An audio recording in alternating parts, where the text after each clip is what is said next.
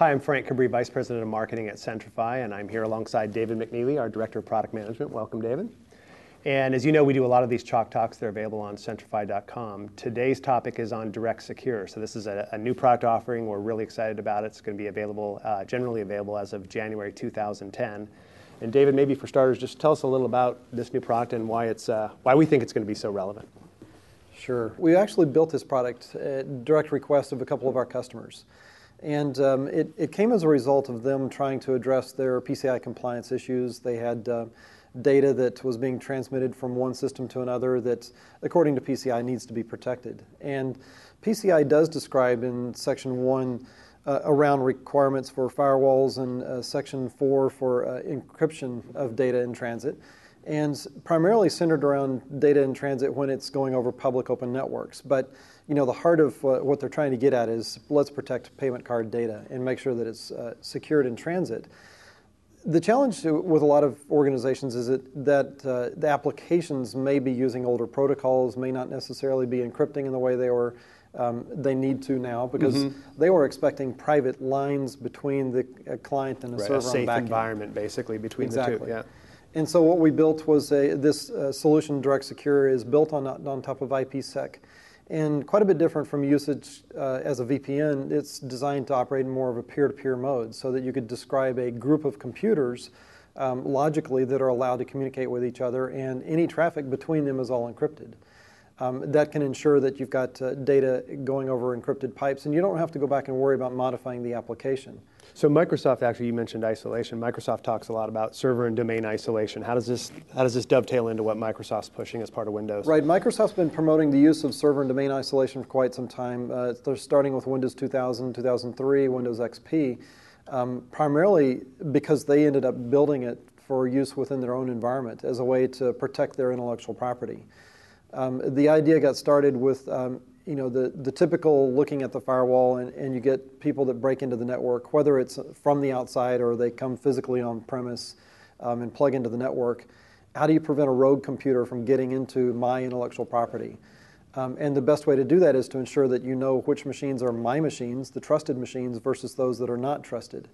Most devices will make decisions, firewalls, VLANs, VPNs, et cetera, will make decisions based on an IP address or a MAC address or a credential that's a user ID password. Those kinds of things are pretty easily compromised. Yeah. Given that we can spin up a VM, I can change the IP address or the MAC address, the user IDs and passwords, those are pretty easily copied. But if we use strong encryption mechanisms like PCI credentials, there's no way to spoof that unless you could break into my certificate authority and get a certificate. Much harder to do. Yeah. There's only one of those. We protect it pretty well usually. So this sets up an environment where I get to create trusted devices in addition to trusted credentials for users, as we would with a smart card. And that can ensure that only the correct machines can communicate with each other. So DirectSecure, if I hear you correctly, two things specifically. One is create an isolated environment of trusted systems and only allow those trusted systems to talk to one another. Right. And then optionally, I can encrypt data that moves in motion between those trusted systems, right? Exactly right. So what do you see as some of the top use cases, and why would IT folks be interested in how might they apply this in their business environment? Yeah, there's some use cases that are very industry specific. Like we said earlier in our retail customer case, retail is a common problem because they've had point of sale systems within their networks, and those systems carry PCI credit card data, and that's really where the majority of the PCI data security standard has been focused on those particular class of customers that transmit that data, because that's obviously what attackers are looking for, something that translates to money pretty quickly. Credit cards will do that. Yeah. Just like Social Security numbers, I can go get a new credit card in your behalf if I get your Social Security number. So there's a number of systems where it needs to be protected. A typical store may have a local area network, and you've got a point-of-sale system. You probably have a back-end server for this that's got a database associated with it. And you may have some other systems on the network. And as more and more stores are selling electronics, the electronics require an assumed connectivity to the internet, so therefore this is connected to the internet. These things need to be able to demo. Well, we don't really typically have IT staff at the store, And so you're probably not going to have two separate networks. So more than likely it's one network that services the store, and then the store will have connectivity back to a headquarters location. And the main reason for that is I've got data that lives over here on the server that needs to be transmitted to a database back here on the network. And obviously people that need to access that. So here we'd find a router. There'll be a router over here. More than likely, they'll be encrypting data over this pipe.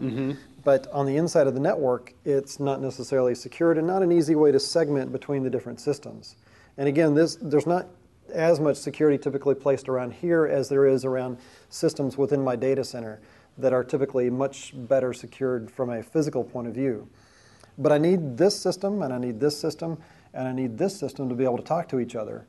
If we do IPsec in a peer-to-peer fashion, I can ensure that all the communication from this machine as it leaves the computer is encrypted all the way down through to this system, so that there's no way that anybody can get to, and I don't know exactly how to draw this, but there's no way that anybody else can get to it. So if I were to bring in my computer into this environment and tap into the network, whether it be wired or wireless, and I try to scan the ports that are available on these computers, I don't have a PKI credential that was required of these machines to communicate with each other in a secure fashion. Therefore, I won't find the computer on the network. I won't be able to access the computer. I won't be able to find any ports that are available on it. I won't be able to talk to it. So hence, I can't break into the data stream there.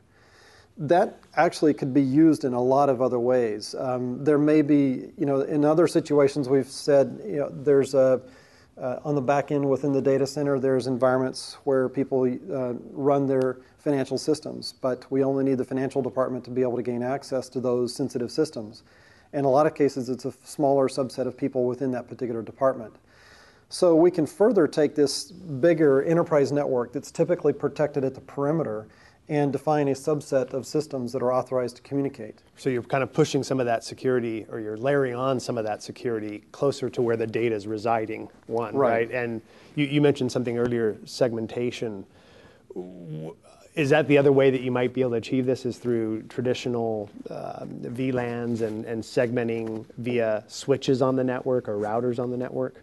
Right. And what are some of the trade-offs, maybe a little bit about doing it that way versus through software sitting on the host? Certainly this problem could be addressed with additional firewalls, VPNs put in place, and potentially with VLANs. Although it's important to realize that VLANs were created as a way to segment broadcast traffic and to break up a larger network, as opposed to being an access control mechanism.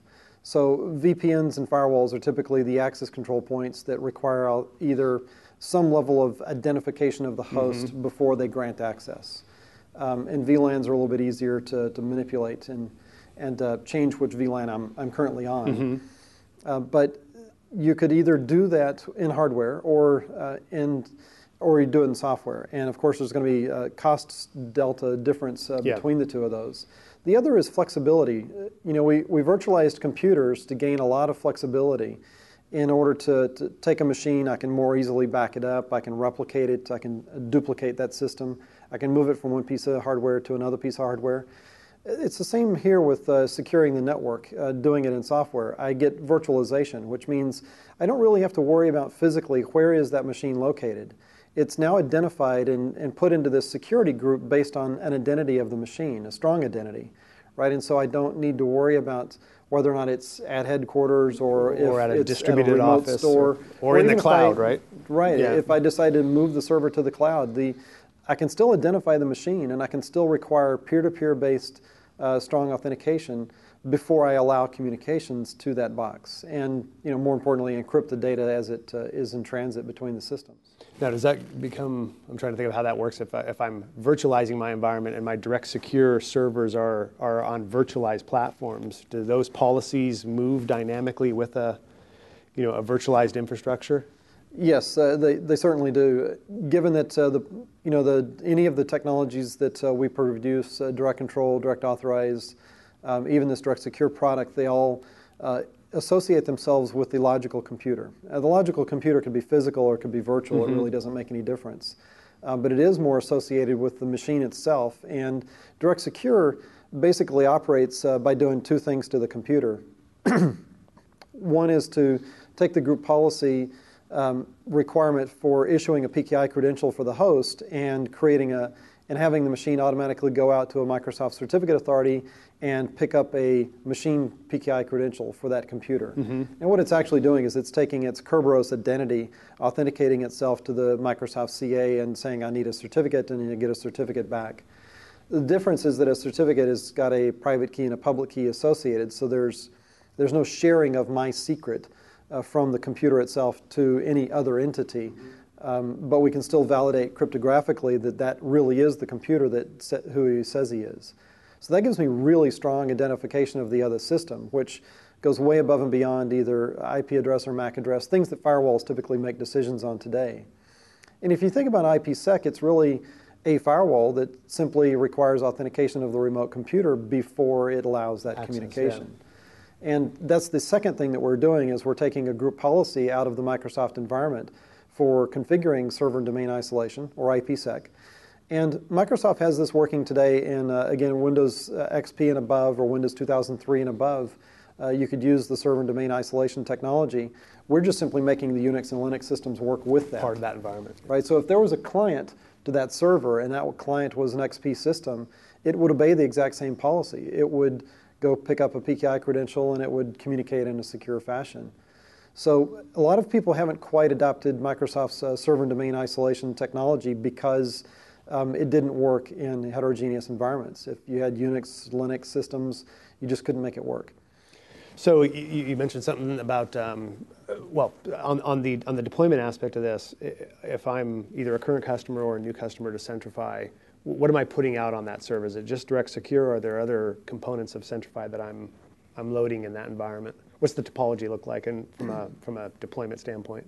Sure. So the basic requirement is that the machine needs to be a member of Active Directory. So we need to have direct control in the system. We need to join Active Directory so that we get a computer account created in the directory and at least a shared secret between the two entities. That sets up Kerberos and enables the Kerberos functionality to work properly. Beyond that, DirectSecure is the only other component that's required. It's a client-side agent again. That's a module that adds on to direct control. Okay. And that module basically enables us to enforce the couple of other group policies for PKI, auto-issuance, auto-renewal, as well as enforcing the IPsec policy. We are basically configuring the Raccoon or Ike daemon on the system in order to make sure that it works correctly with other Windows computers as it negotiates security assertions between two different machines before they can communicate with each other. And we've done quite a bit of work fixing up Raccoon because, as it turns out, Raccoon and the Ike daemons that were built into the Unix Linux systems were designed for IPsec used in the more traditional VPN fashion, which is endpoint to a gateway, tunnel everything. Quite a bit different from the use case that we're using it for, which is to basically authenticate and encrypt each individual packet. Yeah. More of a packet-oriented environment as opposed to a switch-oriented environment.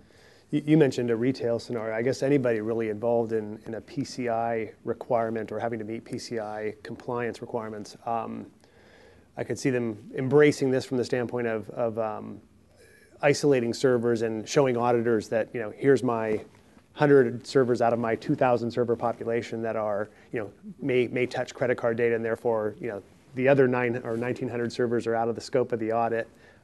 Just audit these 100 servers, right? Is that certainly came up as we're doing market validation. It came up quite a few times that we found people were being required based on the way the audits are happening. It's very difficult to prove that I've got some systems under PCI compliance and others that are not, because in a lot of cases we're sharing a lot of infrastructure, wide area network connections, VPNs, routers, etc.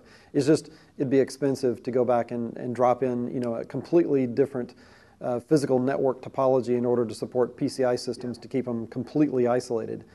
In this fashion, we're able to do that isolation logically in a software-based solution, proving that those systems are isolated from the rest, and therefore your PCI audits only need to address these particular systems.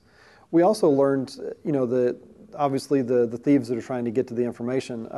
In a lot of cases are organized crimes. There's plenty of reports talking about that nowadays as far as who it is. And, yeah, they're not and kids looking for their name on the front page of the paper anymore. No, and yeah. they're getting a lot more sophisticated as well. And they're starting to do things like, break into a machine that's not under PCI and simply look for traffic for a machine that is PCI until you can figure out a way to get onto that machine, or maybe just simply sniff the traffic as it goes by on the system, on the network.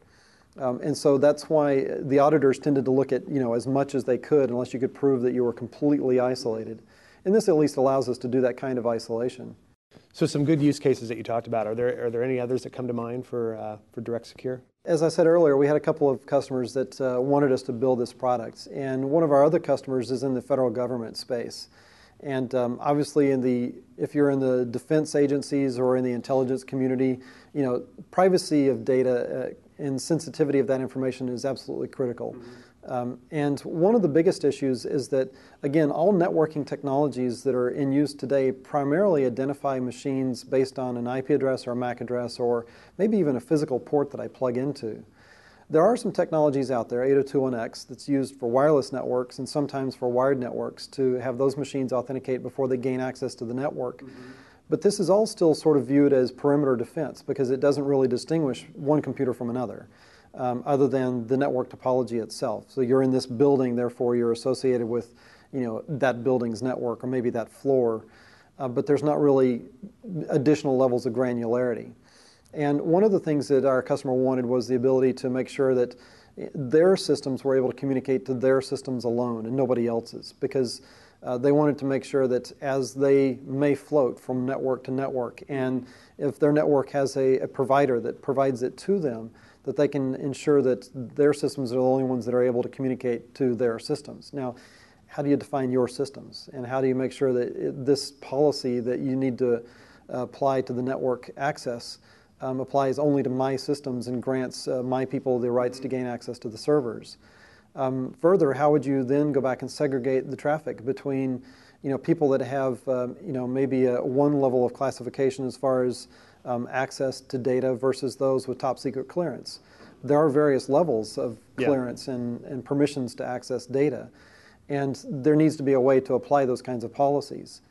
Using group policy, we can very easily define multiple levels of policy, granting access to specific systems down at the network transport layer. And one of the nicest things about this methodology, aside from the fact that I get very granular with respect to access controls, is that we can apply this to application in order to protect applications. So there's one of the other primary use cases for this is in order to prevent people from breaking into an application. Mm-hmm. And a lot of times application developers are primarily focused on how to deliver the functionality that the application is supposed to. Securing the app, yeah. Yeah, security is always thought of last. That's part of the deployment issues, right? Of how do I deploy this application in a secure fashion? So, some of the more popular methods of breaking into an application, let's say, are SQL injection.